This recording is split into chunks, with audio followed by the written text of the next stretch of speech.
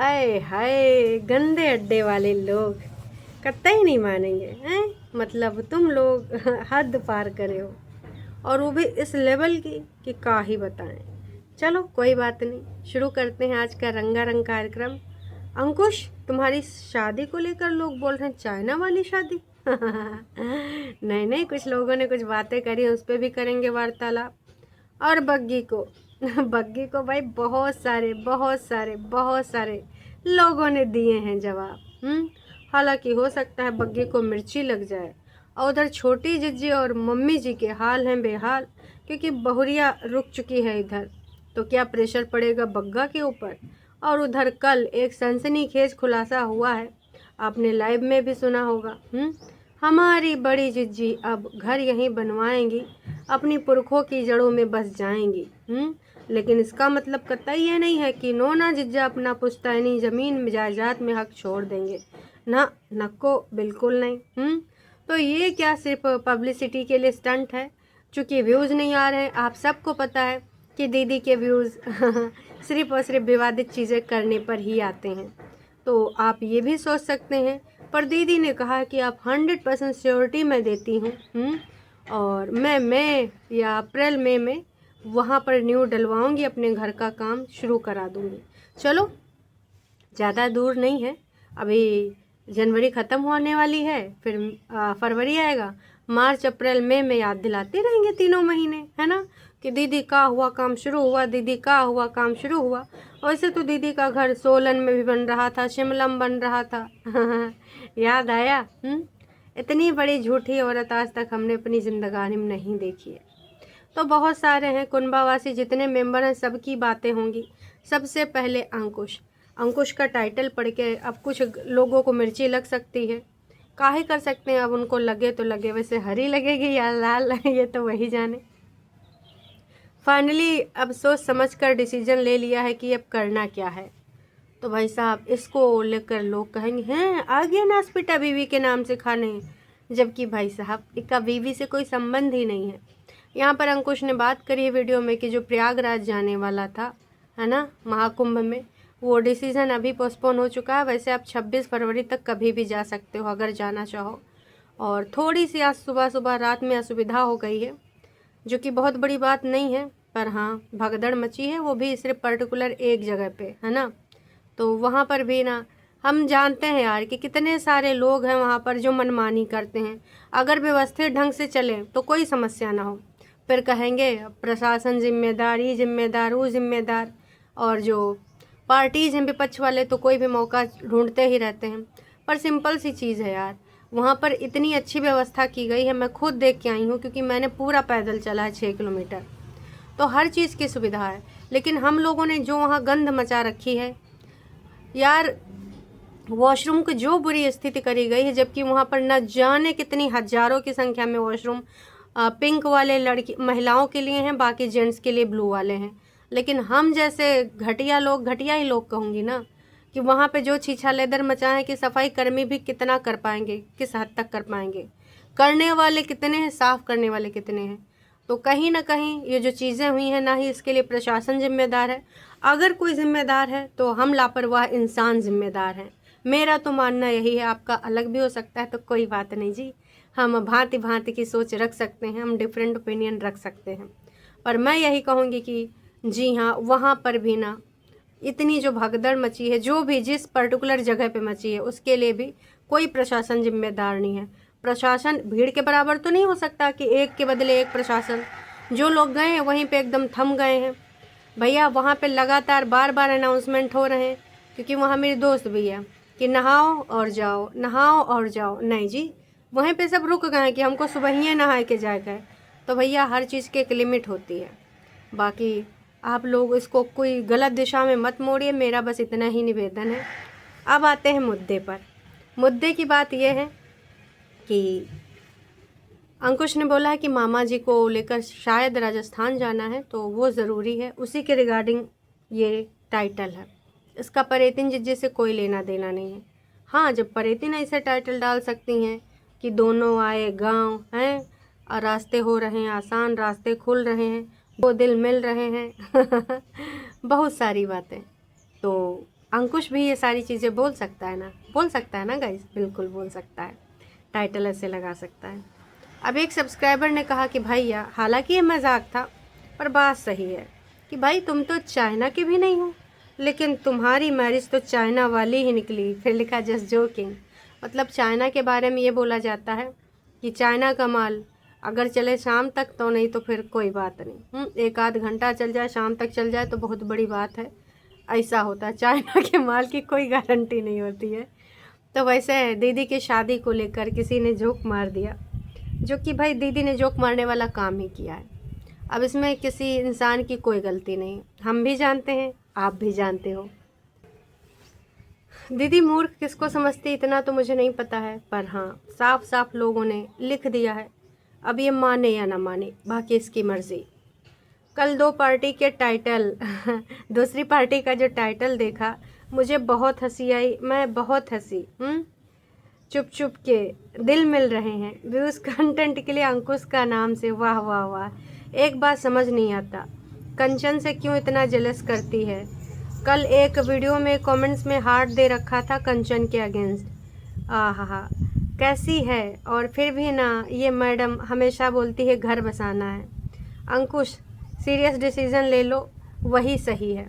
अंकुश का डिसीजन हो चुका है, पर कहते हैं ना कि कानूनी प्रक्रिया की तरफ से जब तक स्टैंप नहीं लगेगा, है ना, तब तक वो नहीं हो पाएगा। बाकी उसने अपने मन में तो बहुत पहले डिसीजन ले लिया है कि वो बुलाती है मगर जाने का नहीं।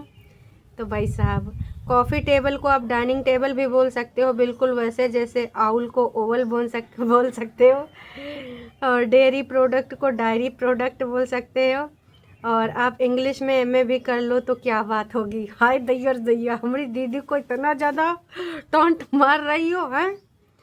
बिल्कुल भी अच्छी बात नहीं है मंजरी जी। हमारी दीदी ना एकदम आग बबूला हो जाएगी।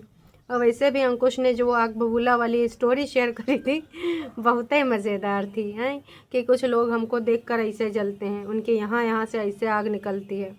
तो भाई साहब, वो तो मैं भी मानती हूँ कि कितना ज़्यादा ये सारी चीज़ें होती हैं। अब आते हैं मम्मी जी पर, मम्मी और परेतिन। तो जी, ये जो मम्मी और परेतिन का सिलसिला है, आपको पता है कि कल बग्गा हमारा पहुंच चुका है, और अभी ना बग्गी की तरफ से वीडियो आया है और ना ही बग्गा की तरफ से, क्योंकि अब दोनों वीडियो डालेंगे यहाँ वहाँ से, है ना। मुझे ये सब नहीं करना चाहिए था, सॉरी, है ना। पहले इसमें बग्गी का नाम लिखा था, फिर इसने बग्गी का नाम हटा दिया और लिख दिया मुझे ये सब नहीं करना चाहिए था, सॉरी। लोगों ने सुना दिया होगा कि भाभी के नाम का, हम लोगों ने बोले था कि पहले पति के नाम का टाइटल डाल डाल के लोगों को गुमराह कर रही थी, और भाभी के नाम से। मैडम के वीडियो में जो व्यूज़ हैं वो 21,000 हैं, लेकिन कमेंट मात्र 85। आप समझ सकते हो कि मैडम ने कितने कमेंट्स डिलीट करे हैं। या फिर अगर हेल्प फॉर रिव्यू में है तो समझ जाओ कि भाई साहब कितने लोगों ने इनको कमेंट करे थे, लेकिन उन्होंने वो पब्लिक नहीं करे। चलिए जी, अब आते हैं एक बात पर। जी हाँ, ये दीदी को लेकर है, और दीदी को भेज रहे हैं अंकुश के घर। हाँ, अंकुश को अब दीदी को एक्सेप्ट करना ही पड़ेगा। अब भाई लोग कह रहे हैं तो का करना ही पड़ेगा। लोगों के आगे अंकुश की चली है। वो टाइम निकल गया जब नहीं चलती थी, और अब चल रही है। तो बहुत सही है ना, कि इन्होंने लिखा है कि भैया ऐसा करोगी तो तुम्हारा पति तुम्हें अपना ही लेगा। परेतिन, तुमको बस ये करना है, तुम्हारा पति तुम्हें अपना लेगा, और तुमको बस उसके दरवाजे जाना है, वो तुमको गले लगा लेगा। अब आप सोच रहे होंगे कि ये क्या काल्पनिक है या फिर मैं कविता पढ़ रही हूँ। नहीं जी, मैं कविता तो बिल्कुल नहीं पढ़ रही हूँ। जो बात है वो मैं शुरू करने जा रही हूँ। ये श्वेता जी ने लिखा है। वाह जी वाह। हाँ चलो, मैंने नहीं लिखा है, श्वेता जी ने लिखा है। डियर परेतिन, बस एक सजेशन है, थोड़ा फिल्मी है, पर कभी कभी लाइफ में ये ज़रूरी होता है। अरे श्वेता जी, ये लोग फिल्मी और रील वाले तो ही हैं, है ना, लेकिन जो आपने बताया है ये फिल्मी नहीं है, ये कर ही नहीं सकती है। नफ़रत वाला कोई सजेशन दो तो कर सकती हूँ, तांडव मचाने वाला, धमकी देने वाला, ऐसा इनसे नहीं हो पाएगा। चलो फिलहाल पढ़ते हैं। आप सिड को किसी को कुछ कहलाने की ज़रूरत नहीं है। एक दिन बस अपने ससुराल चली जाओ थोड़ी देर के लिए। जो भी सॉरी थैंक यू बोलना है बोल दो अपनी तरफ से। देखना जो काम कोर्ट नहीं कर पाया है वो हो जाएगा। कभी कभी ज़िंदगी में हमारे झुकना और चुप रहना हमारे फ्यूचर के लिए खुद के लिए बहुत ज़रूरी होता है। केस वापस ले लो। कोई भी दादी कोई भी पिता ऐसे नहीं होते जो दरवाजे पे आए बच्चे को देखकर सब कुछ भूल न जाएं। आपके लिए सब कुछ क्लियर हो जाएगा कि आपको क्या होप रखनी है क्या नहीं रखनी है। बस एक बार ईगो साइड में रखो और ये काम कर लो। उसे रहने दो अगर हो सके तो। आप अपना टाइम देना, थोड़ा वक्त लगता है चीज़ें सही होने में। साइलेंस पेशेंस बहुत कुछ कर सकता है, लाइफ में इम्पॉर्टेंट है। तो भैया तुम चली जाओ, ट्रस्ट मी, ज़रूर से ज़रूर चीज़ें काम करेंगी।